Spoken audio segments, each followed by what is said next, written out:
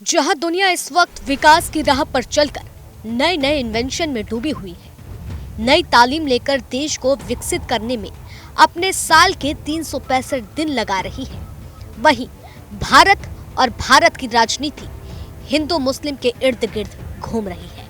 और यही वजह है कि कौन सा राजनीतिक दल कौन से धर्म के लिए बोल रहा है, कौन सा नहीं, इस बात की बहस छिड़ गई है। ऐसे में आपको बता दें कि इंडिया ब्लॉक के लिए चेतावनी भरा पत्र भेजा गया है और पत्र सीधा संकेत दे रहा है, अगर तुमने मुसलमानों को दरकिनार करने का प्रयास किया तो मजबूरन मुझे कोई कड़ा कदम उठाना पड़ेगा, या यूं कह लूं कि मजबूरन मुझे कोई बड़ा कदम उठाना पड़ेगा। अब यह पत्र किसने किसको लिखा है उसकी चर्चा हम आगे करेंगे, लेकिन उससे पहले जरा समझ लें कि इंडिया ब्लॉक में आखिर चल क्या रहा है और इस पत्र को भेजने का मकसद था क्या। गौरतलब है कि संभल में जो कुछ भी हुआ वो देश में आग की तरह फैल रहा है, जिसके मुद्दे को इंडिया ब्लॉक संसद में उठा भी रहा है। लेकिन जेल में बंद आजम खान को ऐसा महसूस होने लगा है कि इंडिया ब्लॉक केवल बोल का रह गया है, वो सामने दिखाता कुछ करता कुछ और ही है।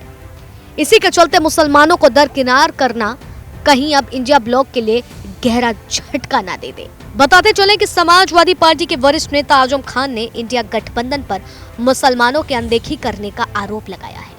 उनकी तरफ से जारी किए गए संदेश में कहा गया है कि इंडिया ब्लॉक को अपनी स्थिति स्पष्ट करनी होगी, अन्यथा मुसलमानों को हालात और भविष्य पर विचार करने के लिए मजबूर होना पड़ेगा। आजम खान फिलहाल सीतापुर जेल में बंद है, लेकिन रामपुर में समाजवादी पार्टी के जिला अध्यक्ष सागर ने उनका संदेश जारी किया है। संदेश में कहा गया है कि समाजवादी पार्टी रामपुर में हुए जुल्म और बर्बादी का मुद्दा संसद में उतनी मजबूती से ही उठाए जितना संभल का, क्योंकि रामपुर के सफल तजुर्बे के बाद भी संभल पर आक्रमण हुआ। रामपुर की बर्बादी पर इंडिया गठबंधन खामोश तमाशाई बना रहा और मुस्लिम लीडरशिप को मिटाने पर काम करता रहा। इंडिया ब्लॉक को अपनी स्थिति स्पष्ट करनी होगी, अन्यथा मुसलमानों को हालात और भविष्य पर विचार करने के लिए मजबूर होना पड़ेगा।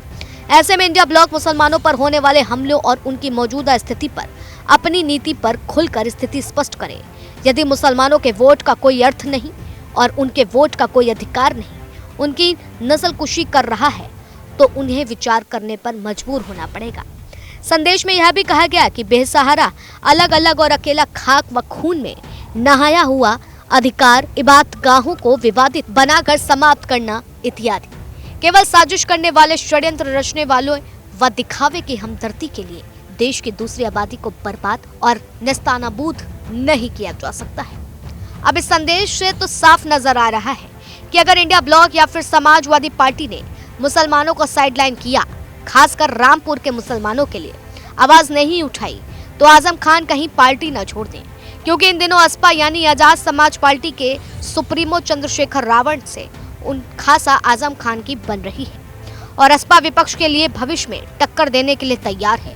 और ऐसे में कहीं आजम खान ने चंद्रशेखर का हाथ थामा तो 2027 में नई इबारत लिखने का सोच रही इंडिया ब्लॉक का कहीं ये सपना धराशायी न हो जाए। बता दें कि पिछले साल फेक बर्थ सर्टिफिकेट केस में सपा नेता आजम खान, उनकी पत्नी तंजीम फातिमा और बेटे अब्दुल्ला आजम को दोषी करार देते हुए 7 साल की सजा सुनाई गई थी। फेक बर्थ सर्टिफिकेट का यह केस साल 2017 के यूपी विधानसभा चुनाव से जुड़ा है। तब अब्दुल्ला आजम ने रामपुर की स्वार विधानसभा सीट से सपा का टिकट पर चुनाव लड़ा था और इस चुनाव में उनकी जीत भी हुई थी। चुनावी नतीजों के बाद उनके खिलाफ हाईकोर्ट में केस दाखिल कर दिया गया था। उन पर आरोप लगाया गया था कि अब्दुल्ला आजम ने चुनावी फॉर्म में जो उम्र बताई, असल में उनकी उम्र उतनी नहीं है। आरोप था कि अब्दुल्ला विधायक का चुनाव लड़ने की उम्र का पैमाना पूरा नहीं करते हैं। शैक्षणिक प्रमाण पत्र में अब्दुल्ला का डेट ऑफ बर्थ 1 जनवरी 1993 है, जबकि जन्म प्रमाण पत्र में 30 दिसंबर 1990।